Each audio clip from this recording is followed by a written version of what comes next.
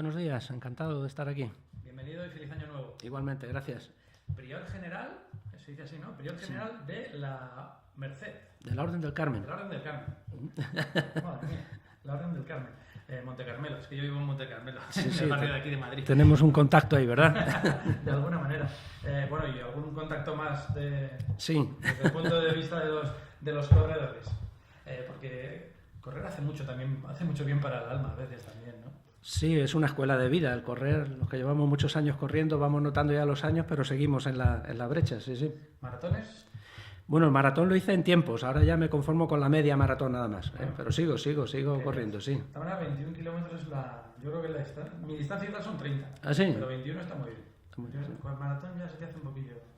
Maratón es un poquito fuerte, hay que reconocer los límites. Pero bueno, la vida es un camino que también es duro y tiene sus muros.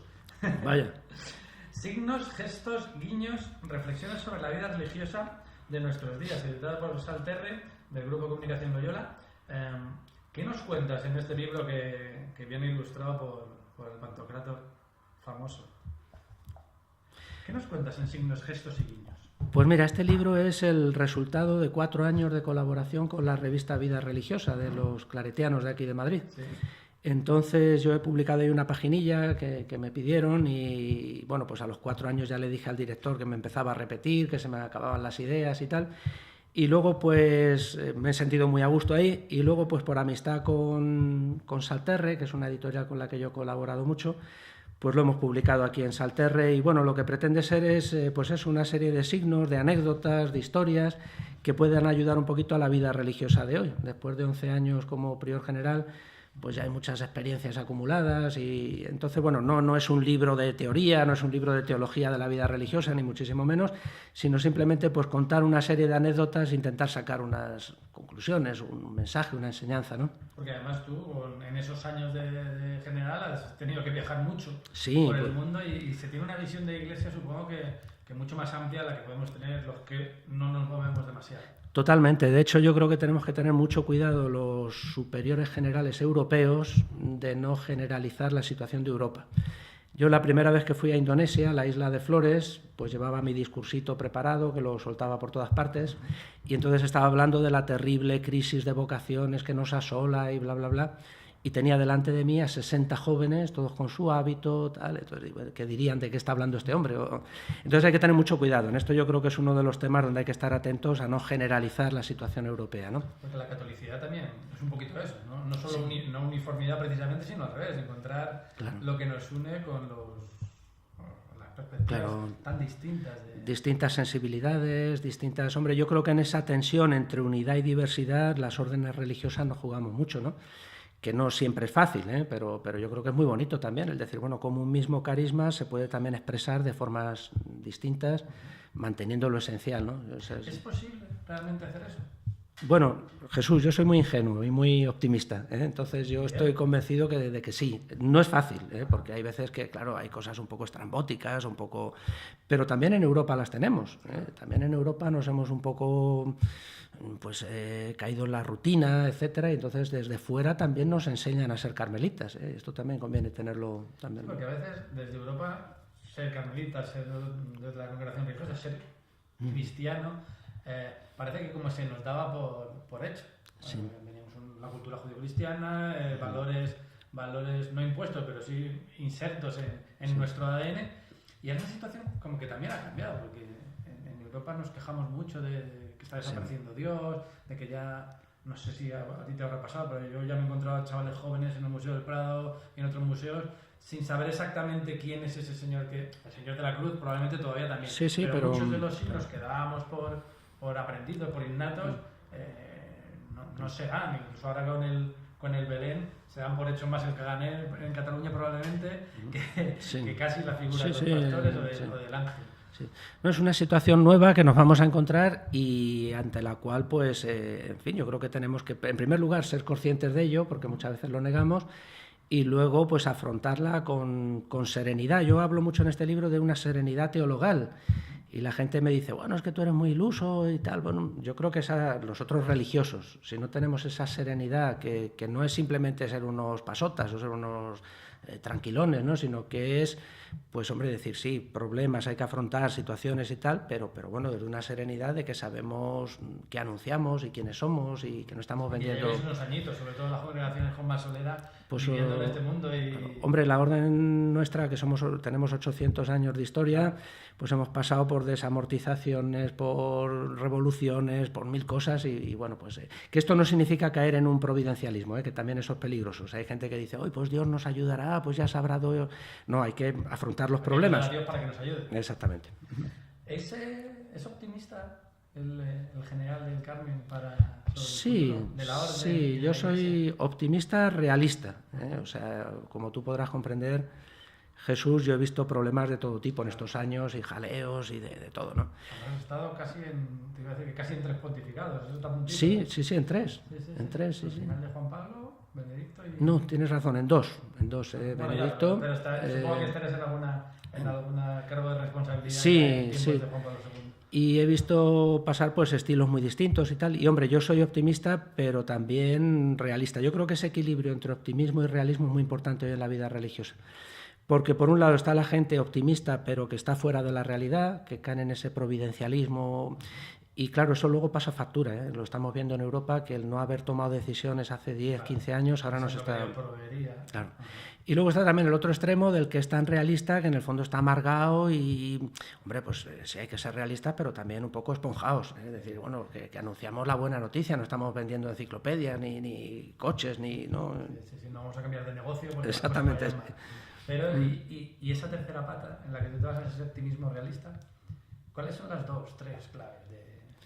Pues mira, yo creo que una sería, así a bote pronto, volver a lo esencial. Esto suena tópico, pero es muy importante. Es decir, yo creo que tenemos de vez en cuando que replantearnos dónde está lo esencial. Uno de los historietas que cuento yo ahí es un profesor, un compañero en comillas, que me decía, mira, tengo la mesa donde tengo la Biblia, las constituciones, el derecho canónico, las revistas, y claro, para encontrar la Biblia tengo que desmontar medio despacho. Y a mí me iluminó aquello, ¿no? Es volver a lo esencial. Otro tema que también yo creo que es muy importante es el discernimiento. No sé si es porque yo soy un carmelita que he trabajado mucho con los jesuitas y entonces llevo eso del... Muchísimo, Francisco, de eso es uno de los... El discernimiento es, o sea, el de vez en cuando plantearnos en nuestras provincias, en nuestras comunidades, qué estamos haciendo, por qué lo hacemos, para qué lo hacemos y por qué lo hacemos así. Esto no quiere decir que cada reunión de comunidad sea una terapia psicológica, no, pero hombre, hay que plantearse de vez en cuando qué hacemos y por qué lo hacemos, ¿no? Y no hay que confundirlo con, bueno, cambian las cosas según el viento, ¿no? No, tiene nada que ver el discernimiento con eso. no, es el exactamente. Porque muchas veces se os acusa de... Sí. Sobre todo la vida religiosa, lamentablemente. Sí, por esto, esto que ya lo decía el Concilio Vaticano II, ¿no? De volver a las fuentes de la inspiración y estar constantemente en esa polaridad, ¿no? Del presente y del carisma, ¿no?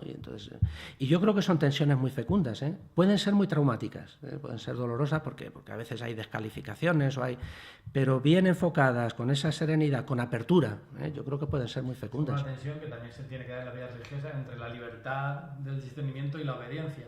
Que a veces tenemos el riesgo de caer en los extremos. Solo hay que obedecer, con lo cual parece que no tenemos que pensar, o hay que ser absolutamente libres y solo obedecer a la conciencia, con lo cual quitamos de en medio todas las mediaciones y toda la teología. Vaya. Esto lo decía el genial Martín Descalzo, ¿verdad? Que tiene por ahí un articulillo donde habla que el cristianismo es la religión de la I. Es decir, no gracia o libertad, pues gracia y libertad. Dios o hombre, pues Dios y hombre. Virgen y madre, pues entonces nosotros es la religión de las paradojas, ¿no? Y claro, eso supone mucho, o sea, es más fácil agarrarse a los extremos, sobre todo en tiempos de crisis. Esto es lo fácil, ¿no? Yo cuando alguien me dice que tiene una solución para la crisis vocacional, ya me echo a temblar. Yo tengo la solución, pues fíjate si habrá gente ahí preparada.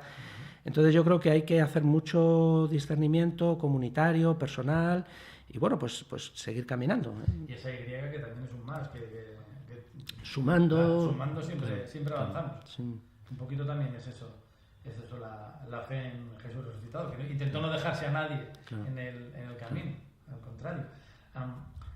Estamos viendo un pontificado nuevo en muchos sentidos, es el primer papa venido del fin del mundo, de Latinoamérica, el primer papa jesuita con todo lo que ello conlleva, ¿Cómo lo estás viviendo desde la vida religiosa?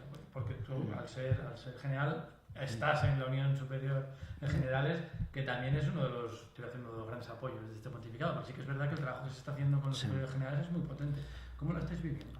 Hombre, pues para mí ha sido una bendición, en el sentido de que hemos tenido 2 mañanas de trabajo con el Papa Francisco.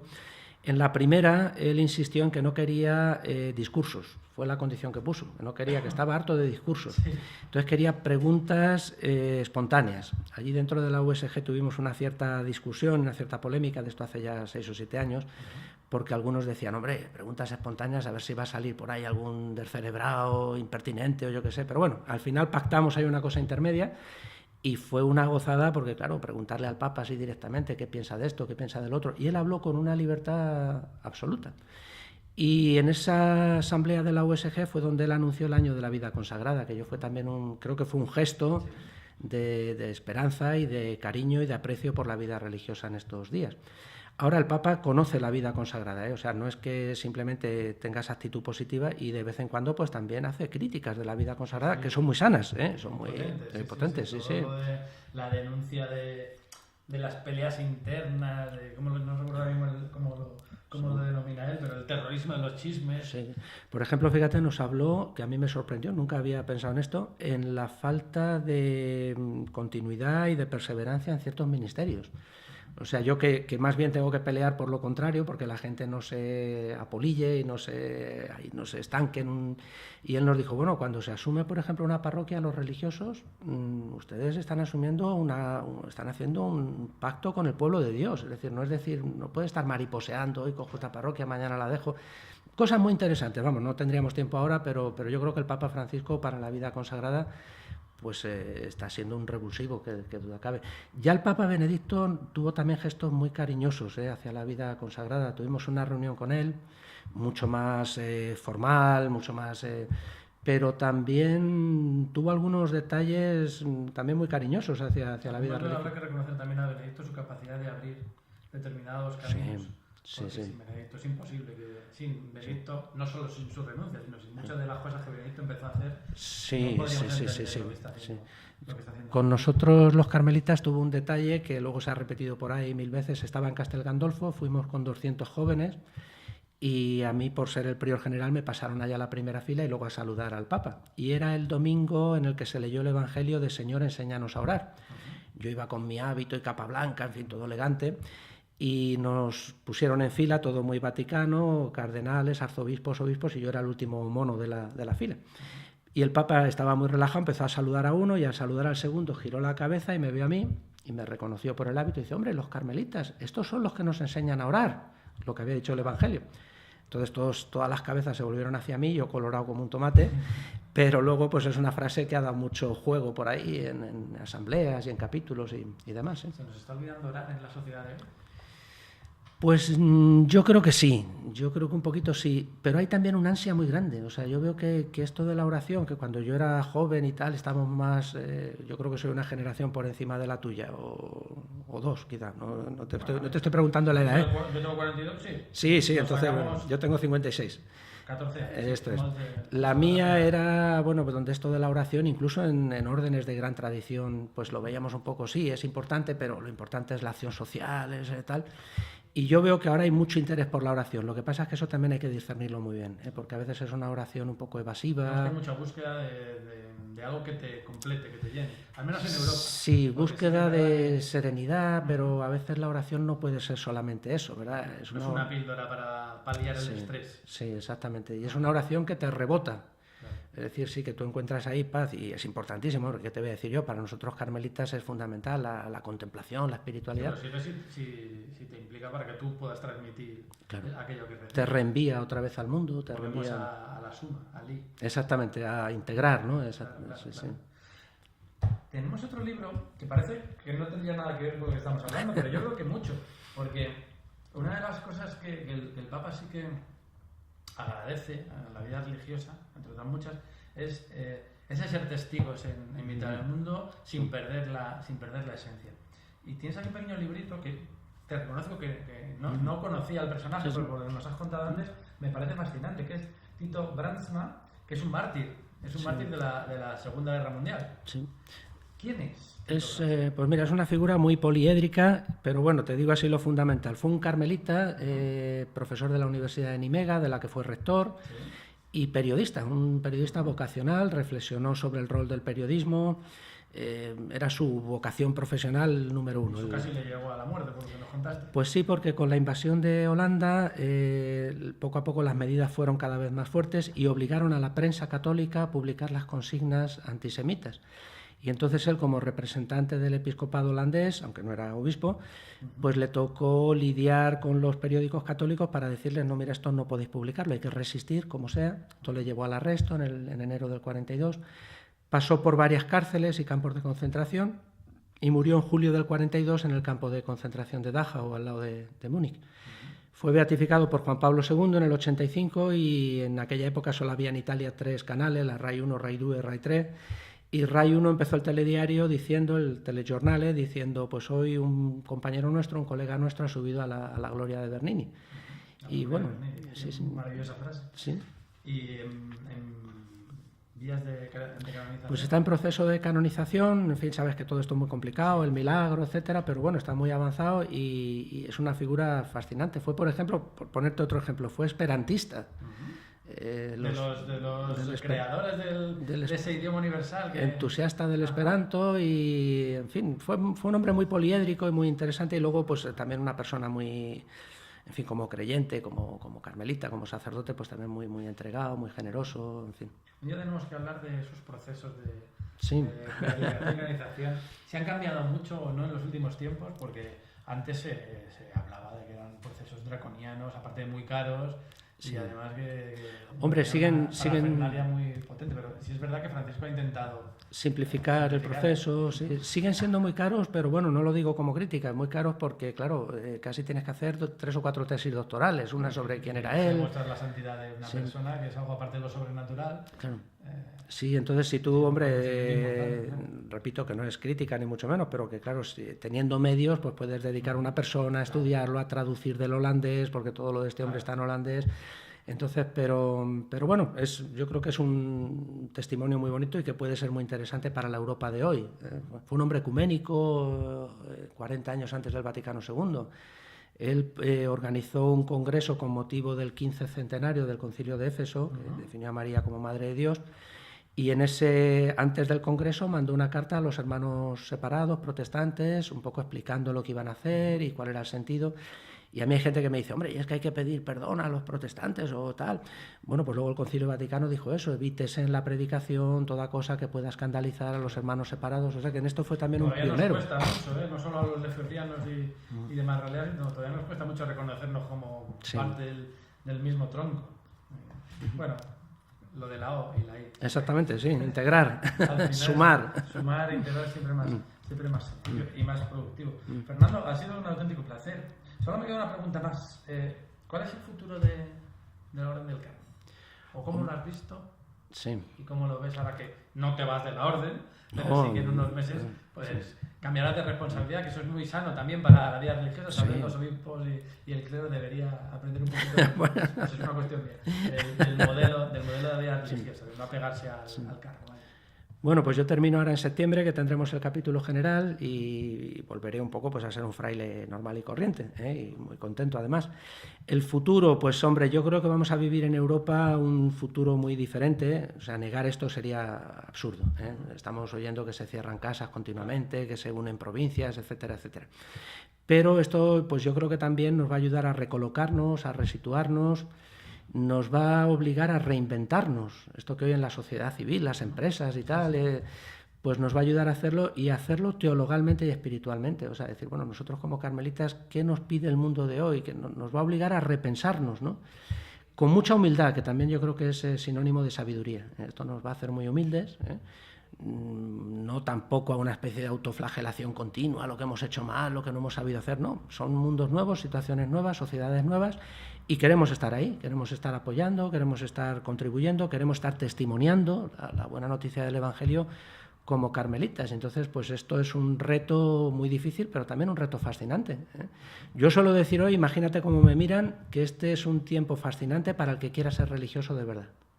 Hoy no hay prestigio social, Hoy no hay... es invertir en algo que no está de moda. Entonces, el que de verdad quiera ser un religioso, pues ahí comprometido, entregado y tal, pues yo creo que tiene una ocasión estupenda. Esto es un mensaje vocacional solapado, como puedes ver. Bueno, no tan solapado, pero es una realidad también, porque si fiáramos nuestra fe a los cargos, a las prebendas, igual nos tenemos equivocando. Sí.